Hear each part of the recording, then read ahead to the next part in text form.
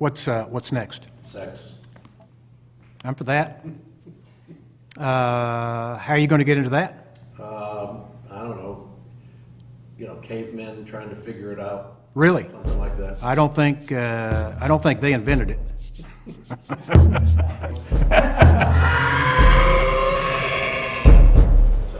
We're headed into the sixth frame. I'm working on a perfect game. Good, you're all here. I'll tell you later. Sorry I'm late. Well, start with. Leonard from the shop is sending us over a new prototype. He thinks he has a breakthrough on the Rolly-Do-Whatchamacallit project. One of the R&D boys came up with the idea of adding a fifth side. They're testing it this afternoon. But we still have to solve the big problem. Yes. Our population continues to plummet. Now I know that we've learned that playing practical jokes on the pterodactyls doesn't help. But obviously, we need to make new cavemen. The question is how? I have an idea. We make cavemen out of rocks. Oh yes, go ahead. Well, you shape them to look like a man, use moss for the hair, and... Okay. How do you get them to move? I haven't figured that out yet. Maybe if we add some water or something, Men, bake it. it's the Mesolithic age. We've domesticated the dog for crying out loud. Right. We'll do anything. Yes, Cleo, how long has this been here? Strange. It's from my wife. Here. I ordered this from Jungle's End. I wanted you to see it as soon as it arrived. I hope you can bring it home right away. I can't wait to try it on for you. Yeah.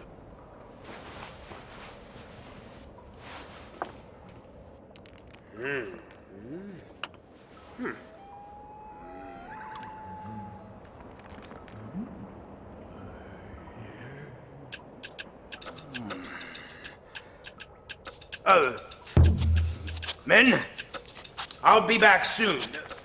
Later. I have no idea how long this is going to take. But Gorgonda, you can put away the rocks.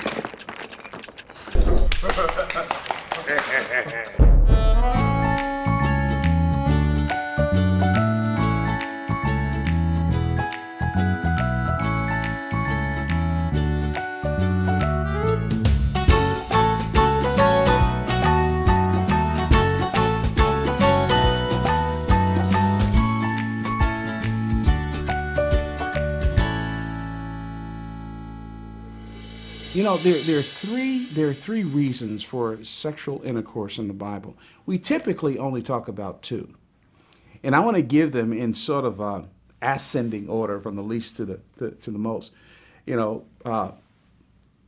To produce, to have children, that's a reason for it. But the next one, which I think is higher than that and celebrated in the Bible, is for pleasure. We got Song of Solomon, the book of Proverbs, and the writer of Hebrews says the marriage bed is undefiled, and God wants us to enjoy each other sexually. But the ultimate purpose of sexual intercourse in the Bible, the ultimate purpose is a celebration of our oneness in the sight of God. Every time a couple has sexual union, they're saying that I am a one-woman man, or I am a one-man woman, and I am committed to you and you alone for the rest of my life. I am you and you are me. And that's the celebration that takes place. God created sex. And God didn't call everything very good until he had created the physical union between a man and his wife. So Hugh Hefner didn't create sex. God did. God had given Adam certain equipment, certain drives that would only make certain sense if used in a certain way. That's not sexually explicit, that's just biology. God could have designed Adam to subdivide as an amoeba, but he doesn't. He chooses someone who's like him, but different from him. And when they are coming together, there is an organic unity that is taking place. There's a new organism that is taking place in the act of marital union. And so something really significant is happening there that can happen in no other place. I don't think God in heaven is frowning or embarrassed, hiding his face from what takes place in the marriage bedroom. The Proverbs are clear. He commanded them. He said, let her breast satisfy you at all time. Be exhilarated with her love. And it was the idea of sex and marriage. Again, a book in the Bible was dedicated to passionate love in marriage. In fact, there are a number of components of passion in marriage that are outlined in the book of Song of Solomon that just point out God wants us to make passion and pleasure in our marriages a priority.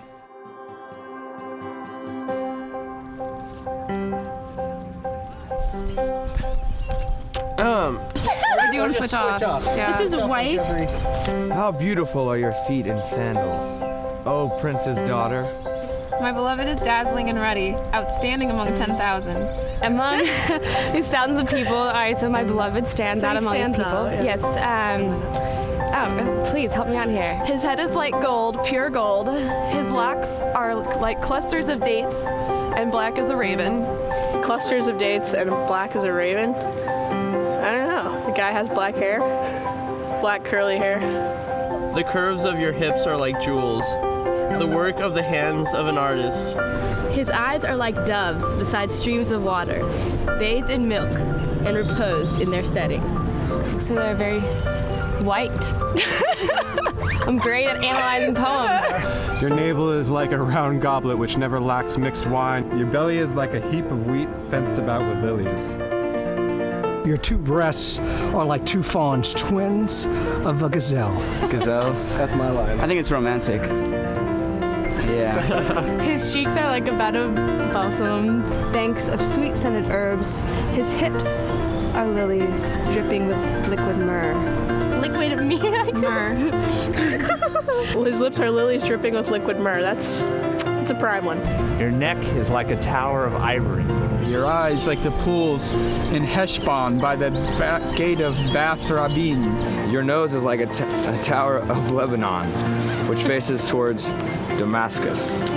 Means that I have no idea. His hands are rods of gold set with beryl.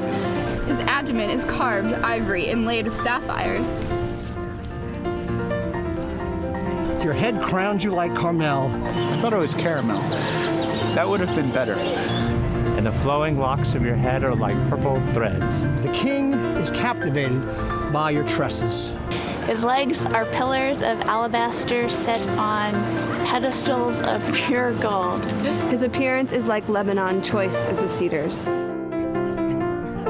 How beautiful and delightful, how delightful you are, my love, with all your charms. Your stature is like a palm tree, and your breasts are like its clusters.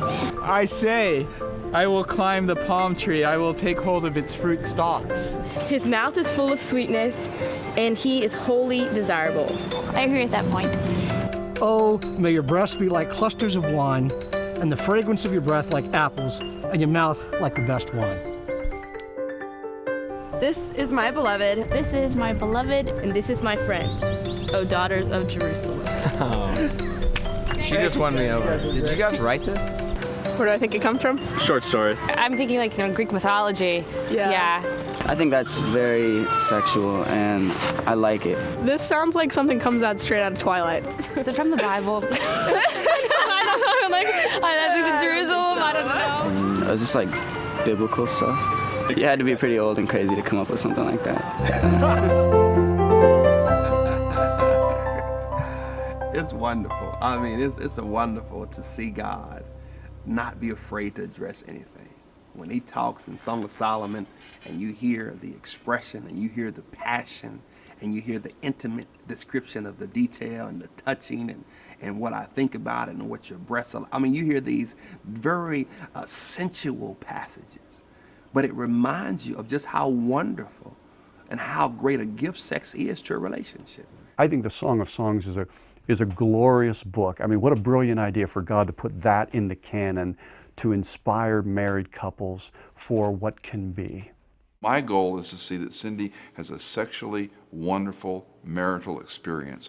Her goal is to see that Michael has a wonderful, sexually fulfilling sexual experience. That's your goal. Your goal is not some Hollywood nonsense, but it's how do I help her have a wonderful experience with a safe, lovely, profound, emotional, exhilarating, and vice versa. And to enjoy the relationship based around that, not just the event of the orgasmic experience or the climax of the physical event, but all that led up to it and all that happens afterwards. And I think when couples can start getting that in their head instead of all this other noise, you move away from just using your wife as a vessel to release your anxiety and pent-up frustration, and vice versa, or to frustrate each other and control. Well, no sugar tonight in your coffee. You know, you've hurt my feelings. Forget you, that's just sin. That's all it is. The sexual union ought not to be seen as a favor that someone is doing for someone else, nor ought it to be seen as an entitlement that someone is demanding from someone else. If in a marriage there is a reluctance toward sex, then something else is going on. Many couples never talk about their sexual needs. But the husband and wife got to say, okay, this is what I expect. This is what I would love. This is what I would enjoy. This is my frequency. This is where I want to do it. You know, we got to talk through those things because it's important to know what does your spouse need. And then let's honor that and not give in. And then talk about how do I save energy for that, okay? If we're supposed to have sex two times a week, but I'm tired all the time, so how can you help lighten my load? Can you pick up the kids? Can you do the laundry? Can you cook? So that I can be ready for you at 9, 10 o'clock, okay? So it's a balance of us finding out how can we save energy to enjoy each other sexually. The ultimate calling of me in sexuality is not first my pleasure, because that would distort sexuality, because I'm using you for my pleasure. It's not even your pleasure, because we may please one another in ways that are an abomination to God. The ultimate pleasure I must pursue is the pleasure of God. That God would be pleased by everything we do in that relationship.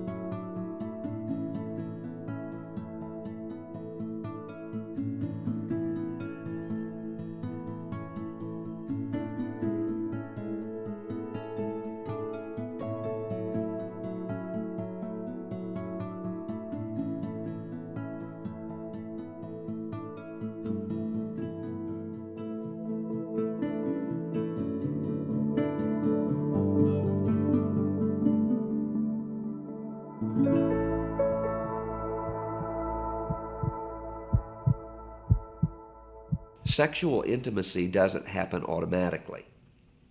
This isn't the moment in which the music starts playing and the script carries itself out. Instead, sexual intimacy means getting to know one's husband or wife, which often takes a long time. I didn't realize when I got married at 23 how a woman's body worked and how long it took her to reach that point that takes a man, about 20 seconds. I was like, man, I'm doing all I can do. I'm giving out all I can give out. She just ought to know that I'm in the mood all the time. He would get frustrated or maybe a little short with me, but I never connected to the dots that he was short with me because he was frustrated in the sexual part of our marriage. There's just that tension that's there. You know it needs to be broached, you know it needs to be talked about, but that tension's there that just says, oh, maybe now's not the right time. It was the elephant in the living room. We talked around it. We kind of used little, I'll give you a little hint and you try and pick up on that. And we were just missing on that level. And it wasn't satisfying to her. As hard as it was to broach that subject, when I did, then it was just like the dam broke and then we were able to get out all those feelings. And the Lord just blessed that.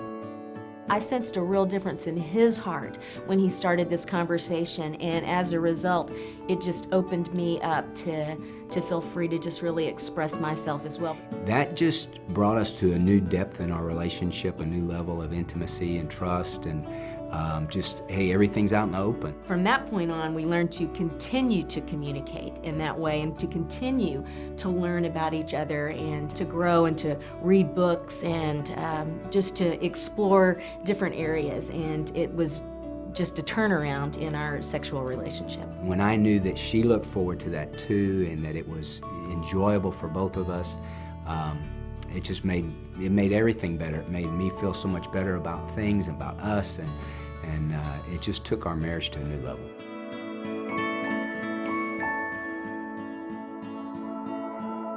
I remember when I was getting married, the one area that I thought I'd have no problem in is in the bedroom. Right on. I thought, this is gonna be smooth as butter. But unfortunately, it didn't work out that way. Yeah. It was more like the butter had been sitting in the fridge for a little while. Yeah. And I think things like I thought the sex shop was open 24/7. Yeah. I thought this thing is just gonna be what I want, she should want. What I thought would be one of the most rewarding things became and can become a struggle. You're right, and I was like you, thinking sex would be easy in marriage because I had been sexually active prior to marriage. And when I came into the marriage relationship, because of my past, there were some challenges, and thank God for his grace and forgiveness, but it's a work in progress. We actually did wait before we got married, and it still wasn't all that I thought it would be. Well, it's so connected to every part of your life. What's happening in your life is gonna impact your relationship in the intimate part of your life as well. So I think our struggle has been having young children and having children at different ages. We have a 10-year-old, we have a 7-year-old, and then we have a 2-year-old. And so for the last 10 years, we've been taking care of children, and by the time we get them down for bed and get the kitchen cleaned up and we've helped with homework. forget the kitchen. Just, I'm just saying, I have to have my kitchen clean. No, my kitchen has to be clean. Forget it. There will be no sex without a clean kitchen. Bro, let me change my statement. No. Clean the kitchen. Yes, thank you. There you have it. Yeah, In other words, Yes. great sex begins in the kitchen. That's right. But see, I didn't think that it meant clean the kitchen. I thought that was a location. Washing dishes is great foreplay. Yeah, but the foreplay starts in the morning. That's for sure. That's a whole new teaching. That's Doing right. the dishes. Yeah. No, my kitchen's clean every night before I go to bed. I You know. know, Yeah. there's a reason for that. I agree. I'm with you. It's like, I always said, Bill, how would you like it if I came to your office and jumped on your desk and said, hey, let's have sex? And he goes, oh, I'd love it. So one day, that's what I did. I went to his office and I jumped up on his desk and said, hey, let's have sex. And he's like, Pam, what are you doing? No, we can't do that. Get out of here. I said, okay, well, that's how I feel when we come to the marriage bed and I'm tired, exhausted from having all these little kids, and I just want to go to sleep, and then I feel the hand move over, and then I feel the hand touch me. And in places I really don't want to be touched right then, and so it's just like, stop, okay, just stop a minute. You haven't even connected with me emotionally today. So he'll sit up in bed and he'll go, well, what do you want to talk about? I really just close my eyes to say, God, I just want to give you my attitude right now, because sex is really not what I want. I want to just go to sleep. But Lord, I'm just going to yield my heart to you and just ask that you would work in this area. And so, you know what? It's really amazing, because then as my husband and I would have sexual intimacy, it brings you closer, and as it brings you closer, it opens up the man to be willing to talk about the things that maybe before sexual intimacy he wasn't willing to talk about. And I find that really that I was fulfilled in being able to just have that sexual intimacy together. And it's really been an incredible area of growth in our marriage relationship. For years, we used to take a nap on Sunday afternoon. Our kids, I think our kids thought it was in the Bible. You had to take a nap on Sunday. Because it was like, we did it every week, because that was at least one time in the week when we knew we could make some time.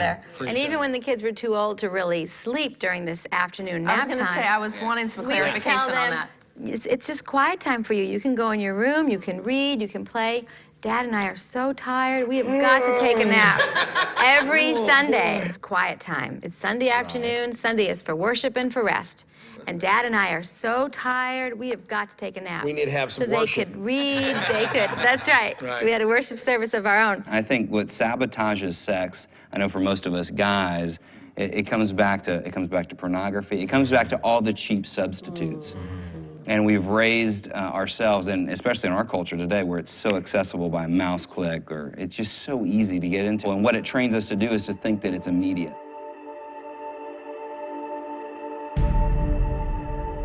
Well, I probably like every guy that had a friend who introduced him to the whole pornography world, and my friend was Larry, who lived across the street.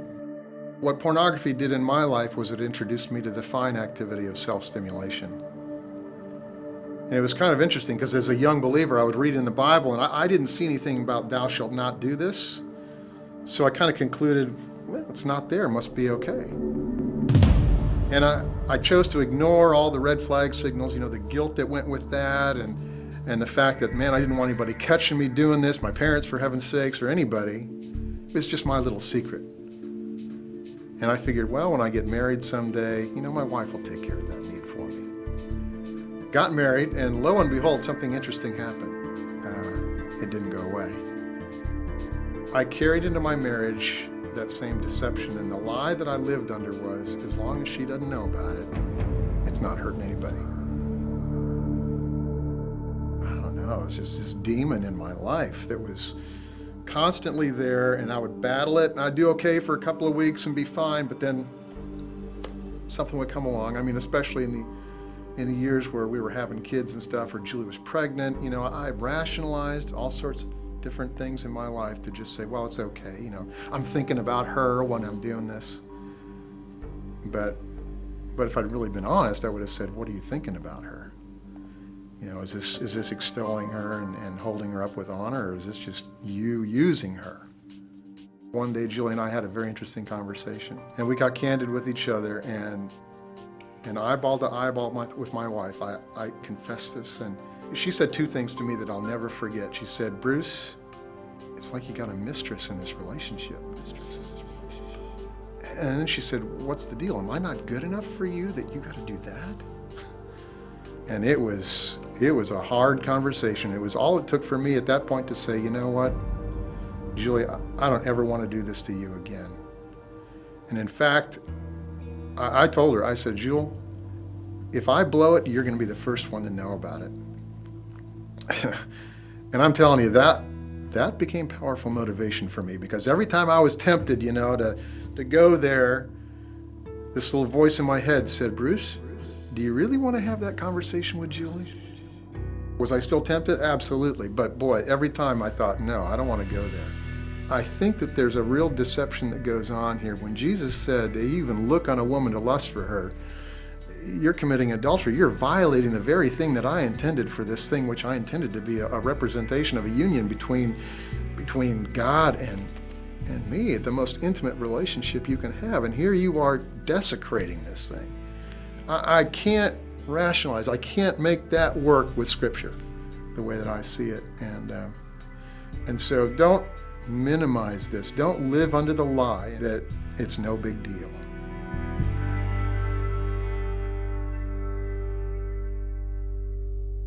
You know, as athletes, many of us have played ball, you know, we get in the locker room and we get information about sex that has nothing to do with truth or reality. And then we have to process that and work through that once we get married and make it work in a way that's more accurate in terms of what the Bible says. And we had a coach, he would bring us over to his home. We would go in his basement and he would dump all of these magazines out for us, and we would flip through them.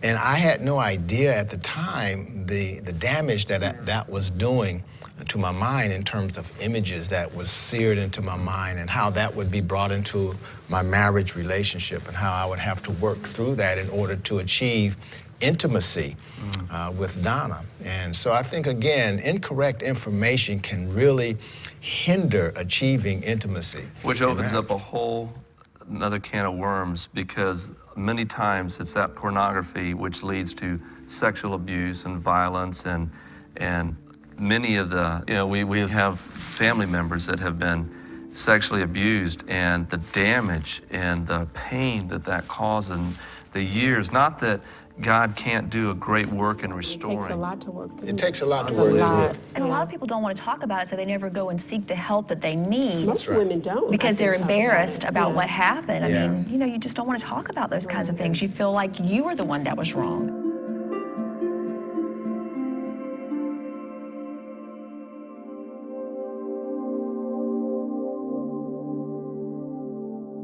I, as a little girl, experienced some sexual abuse. I was only 5.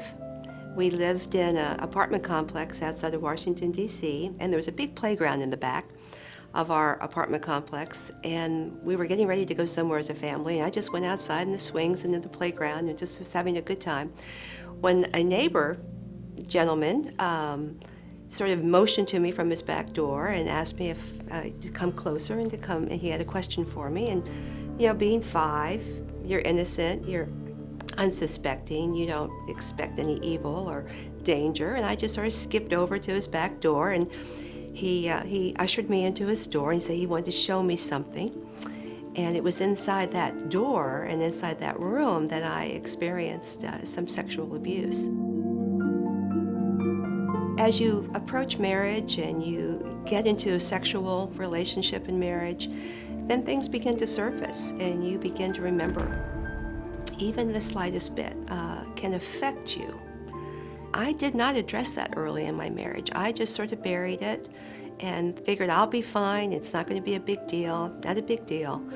But it did affect my marriage. When I talk to other women who have experienced sexual abuse, especially some that have been gone on for years and years, and with people that they loved and trusted at one time, there's just so much pain, and tears just flow and stream from their eyes, and the pain that you see in their lives just tears your heart apart. They carry still the pains of those memories. It's so apparent there's so much of this in our society today, and we don't realize what the net effect is in our own bedrooms.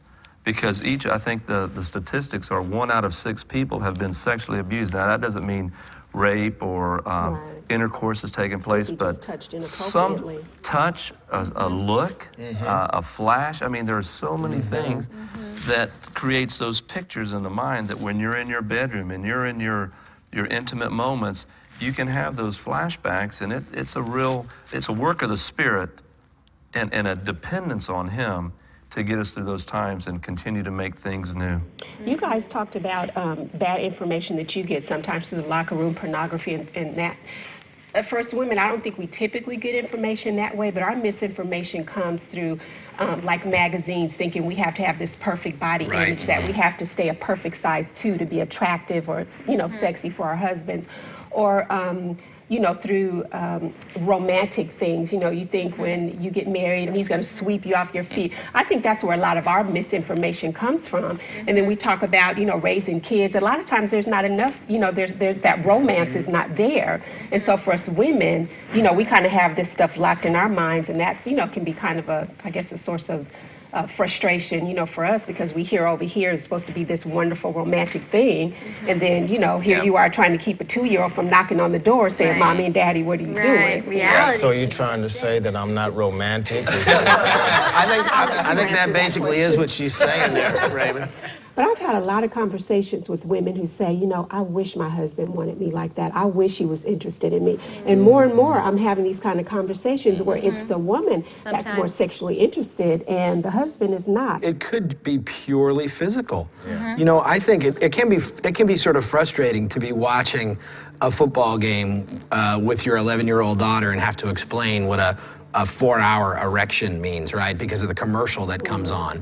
But it actually is, I think it is a very positive thing that in our culture, at least, you can talk about the fact that there may be some sexual dysfunction and talk to your doctor about that. I think if you talk to many, many Christian couples and you got them to be honest, they would talk about the fact that they have a less than fulfilling, less than mutually satisfying sexual relationship. I don't think it's about sex. I think it's about relationship.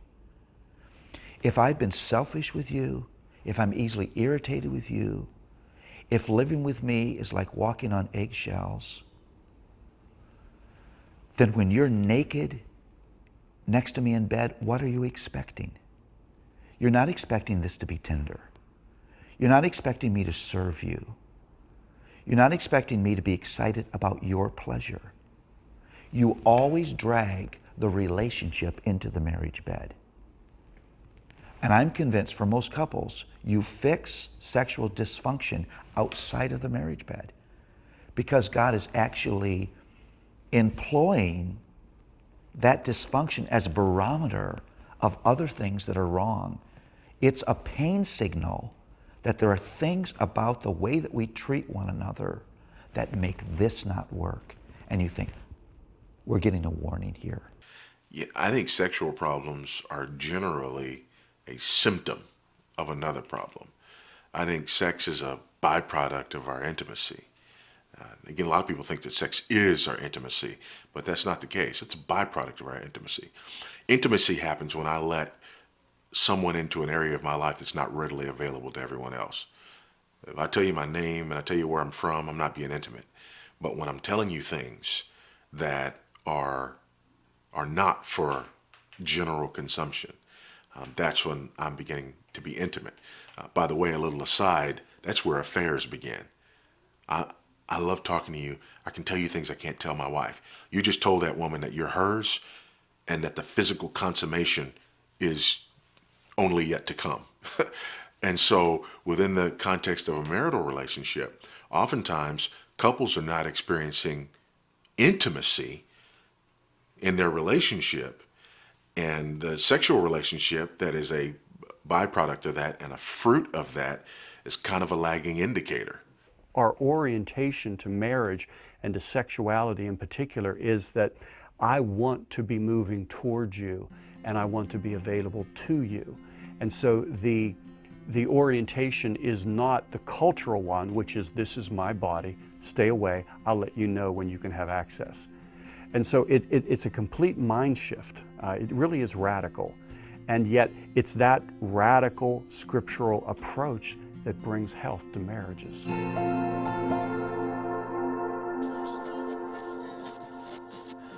30 seconds, guys. Thanks, Heritol. Jeff is up first on line 3, Lisa on line 5. And what's Jeff's issue?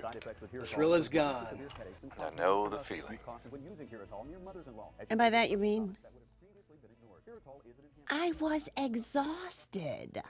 I mean, come 5 seconds, guys. on. Oh, I know the feeling. Oh, ha ha. Solution for selective hearing. We're back on Loveline Live with Drake and Cheryl, and Jeff is on line 3. Hello, Jeff. Hey, love your show. Thanks for taking my call. Thanks, Jeff. We're glad to take it. What's on your mind? Well, my wife and I have been married for 7 years. We have 3 kids, and it feels like in the last year, the fizzle has gone completely out of our sex life. Did your wife say she's exhausted all the time? Yeah, exactly.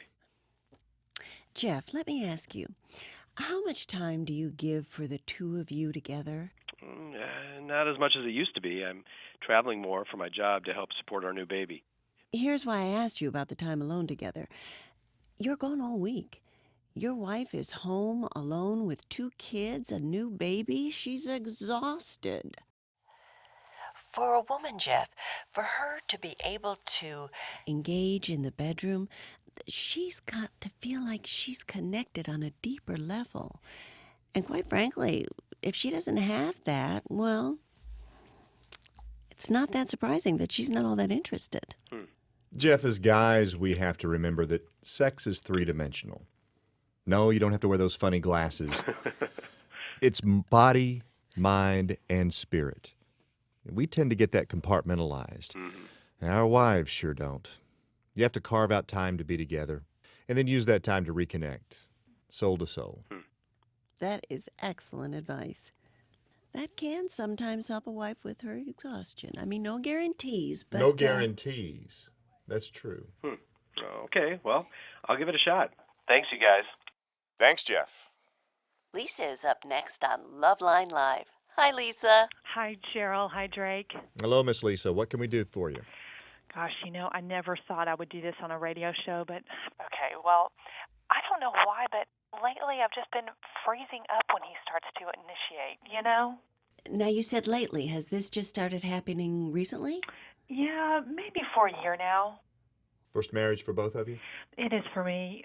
He was married once before for about 3 years, but no kids. Lisa, have you ever been concerned that your husband might leave you? I don't think so. I mean, no, but we have been arguing a bit more than usual, and there are times when I go down to the gym and see these women working out, and I think, how long before one of them starts flirting with him, and he just loses it. Lisa, here's what I think is happening with you. You're experiencing doubts. Now, the ones you mentioned, they may seem like, not a very big deal, but they could be exactly what's causing you to shut down physically. Yeah. Lisa, when a wife, or a husband for that matter, feels insecure about the core commitment in a relationship, about the permanence, that wife has a hard time giving herself freely and uninhibitedly to her man. She can't do that if she's thinking, I wonder if he's going to be here tomorrow or next week or next year. What you need to do is settle this issue with your husband. You need to look each other in the eye and really get honest with each other. Like, re-embrace those words. For better, for worse, for richer, for poorer, in sickness and in health. You're stuck with me, right? Right. Lisa, hearing and knowing that kind of rock-solid commitment is just one key to a healthy sex life, and more importantly, to your marriage. Thanks, guys. Our pleasure, Miss Lisa. Well, that's our show, friends. I'm Drake Majors. And I'm Cheryl Majors. And this has been Loveline Live. Till then, sleep tight, and don't forget to say, I love you. And we're clear. Good show, guys. Hey, any doubts? No, I thought it was pretty good. I was talking to her. No. No doubts. I know you're stuck with me, no matter how exhausted I may be from time to time. And I guess you're stuck with me, even when I get a little cranky. You? Cranky? All of a sudden, for some strange reason, I'm not tired at all. In fact, I'm wide awake. Is that so? Well, look at me. Not cranky at all. Ooh.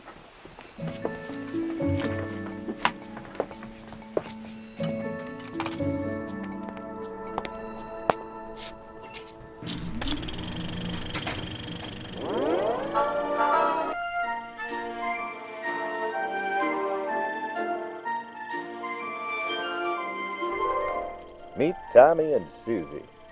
Tommy and Susie are newlyweds. And although they've already learned a little about sex, they still have a lot to learn about intimacy. Today, their teacher, Mr. Barker, is going to give Tommy and Susie a lesson in love.